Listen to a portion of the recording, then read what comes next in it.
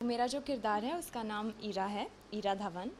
ईरा धवन बहुत ही feisty, free spirited लड़की है, खुश मिजाज है, बहुत ही हैप्पी लड़की है एंड उसके जो सपने हैं वो बहुत बड़े हैं।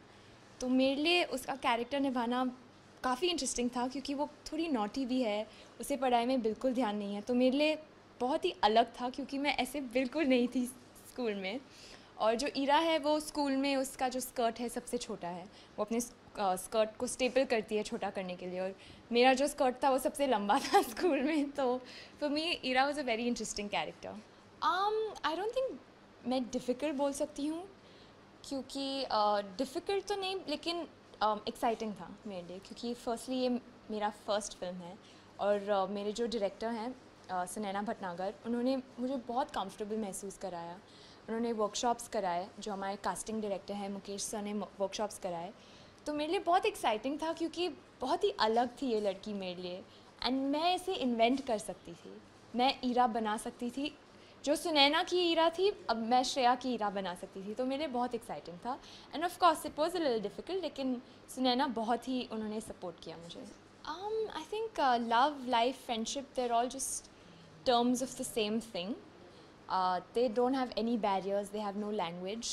Love can be in any form. It could be for a friend, it could be for a mother, it could be for my dog.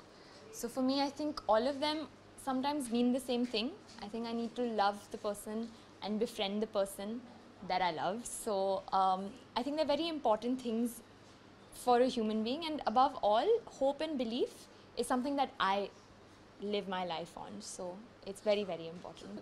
Relate तो मैं किसी कैरेक्टर के साथ नहीं करती, लेकिन ईरा का जो कैरेक्टर था मेरे लिए बहुत एक्साइटिंग था क्योंकि उसका जो एनर्जी है वो शायद मेरे एनर्जी के कई आसपास है। वो थोड़ी ओवर एक्साइटेड है लेकिन वो पॉजिटिव है, उसे ज़िंदगी जीना है, यू नो, एक लार्ज स्केल पे। So for me I want to live my life to the fullest and she is kind of ambitious also, which I feel I am as well. तो मेरे लिए वो रिलेटेबल था ईरा के लिए। I don't think I relate to any of the other characters in the film.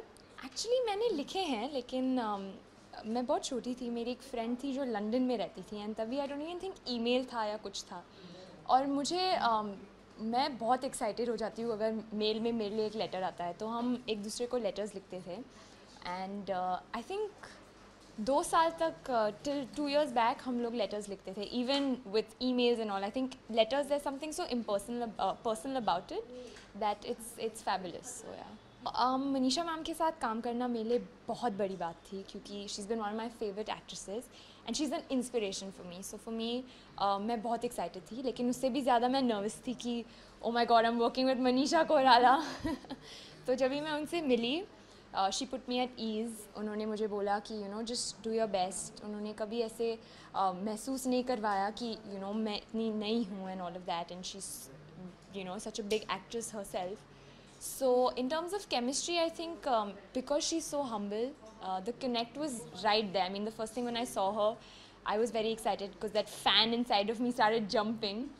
But she's so humble and inspiring that we hit it off instantly. I learned so much from her because, in fact, I used to just observe her sometimes on set and just the way that she carries herself, the way she performs. She's so focused in all the chaos of the shoot as well. She'll always be so focused. I just hope I can imbibe that amazing quality from her. Of course it was challenging क्योंकि an ad film का shoot 2 दिन में ख़त्म हो जाता है, film का shoot 2 महीने होता है, so it is quite challenging. लेकिन मेरे लिए उससे जो बड़ी बात थी, it was very exciting क्योंकि ये मेरा डेब्यू फिल्म है, तो it was very new the entire experience and मैं actually set पे सबसे छोटी थी, तो everyone made me feel very comfortable and special, from my producers Sandeep Lezel, Shobna Yadav, to my director Sunaina Bhatnagar, to Manisha ma'am who is just her amazing self. Everybody was fantastic on set.